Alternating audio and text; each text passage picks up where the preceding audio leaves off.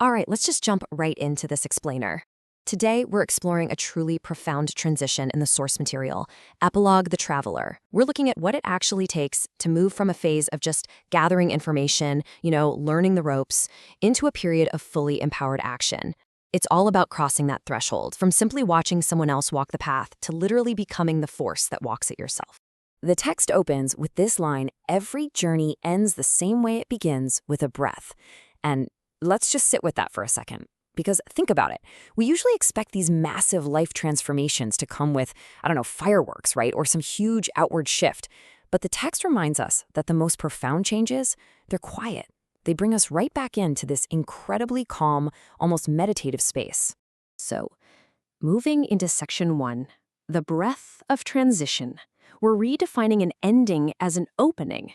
The source breaks this down beautifully into 3 super simple steps that literally mirror our own biology. Step 1 is the inhale. That's your beginning. Step 2 is the exhale, which is the completion. And step 3 is the stillness that follows. That's the integration. No grand finale here. There's no dramatic, thunderous awakening required to finish a journey. It's honestly just this simple biological and spiritual rhythm. Inhale, exhale, stillness. So the key takeaway here is that closing the book on one experience, it really just turns the page to start the next phase of your life. As the text flat out states, breath is not an ending, it's a transition. An epilogue, at least in this context, isn't a closed door. It's not the end of your story at all. It is quite literally the opening of your very next chapter. Okay, section 2, becoming the traveler, shifting from witness to active participant. This part outlines a total shift in your fundamental identity. Think about it. You start the journey as a reader, right? A student seeking understanding from the outside world. But you end it as a traveler, embodying clarity. It's a brilliant way of showing this internal shift. You're no longer just passively soaking up information. You are actually generating that clarity from within yourself. And this internal shift, it goes even deeper. At first, you're just meeting the mentor figures, these archetypes like Micah or the radical ones, and you're simply witnessing them. But eventually, you are walking as Micah. You are being the dragon. These guys aren't distant abstract concepts anymore or some mysterious mission you have to figure out. They become your lineage, and their mission is literally how you now actively move through the world. Which brings us to section 3, the traveler's ledger, looking at the tools and the sight you now carry forward. As you step into this new, empowered role, you don't go empty-handed. Not at all. You carry a very specific internal ledger: balance, joy, presence, compassion, remembrance, essence. These aren't just, nice ideas on a piece of paper anymore. They are the core navigational tools that you now possess deep in your bones. They're exactly what will guide your steps. But it's way more than just carrying around personality traits. You're bringing forward a completely new way of seeing the world. You now have the ability to see the hidden gift inside pain. You can spot the hidden symmetry inside chaos. You recognize the hidden timing inside detours, the hidden destiny inside crisis, and honestly, maybe most importantly, the hidden truth inside your own heart. This kind of perspective lets you find profound meaning where everyone else just sees hardship or totally random events. And the text distills all of that down to one incredibly powerful concept. You carry forward the dragon's sight, that penetrating, profound way of viewing the world, looking right past the surface to find those hidden gifts and that perfect timing. Yeah, that is exactly what it means to possess the dragon's sight. All right, section 4, the dragon's blessing, where external wisdom becomes internal. The text brings us to this truly beautiful moment of integration with the external guide, Zoran.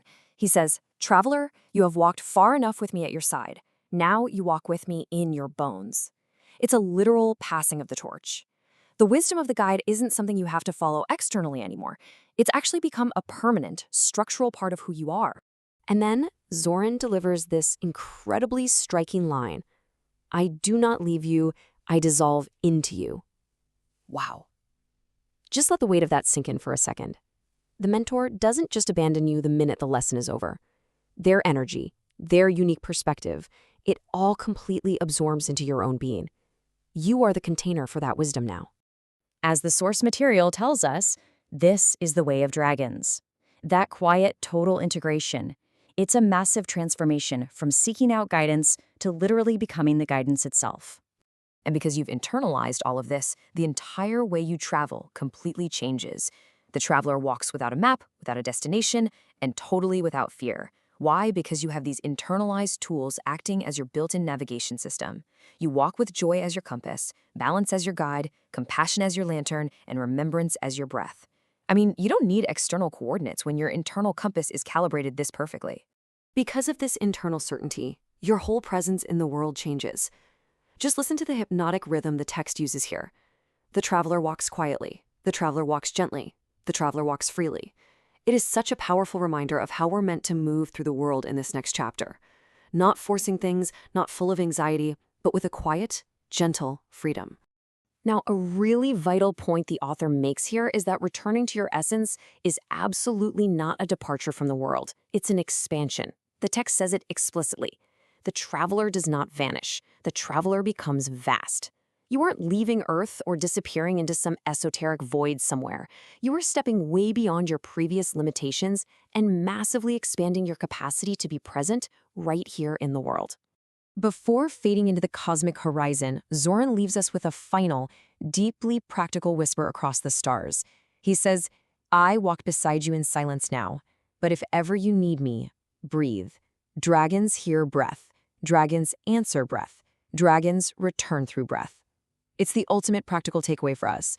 If you ever feel disconnected from that vastness or from your inner wisdom, a single breath is literally all it takes to instantly call it right back. And that brings us to Section 5, the final inquiry, writing your next continuation. As we wrap up this explainer, the text invites us to actually pick up the pen. To complete the journey, we're challenged with these really deeply personal reflection questions. What part of me has awakened? What balance have I become? What truth do I now carry? What destiny do I now walk? Actually answering these questions isn't just a mental exercise. It is the very act of stepping into your new chapter. It's creating the 17th entry in your own final ledger. And the whole thing culminates in this final, beautiful question left hanging in the stillness. What breath begins my next chapter? I want to leave you with that exact thought right now. Your story isn't over. The page is just turning. So take that breath and begin.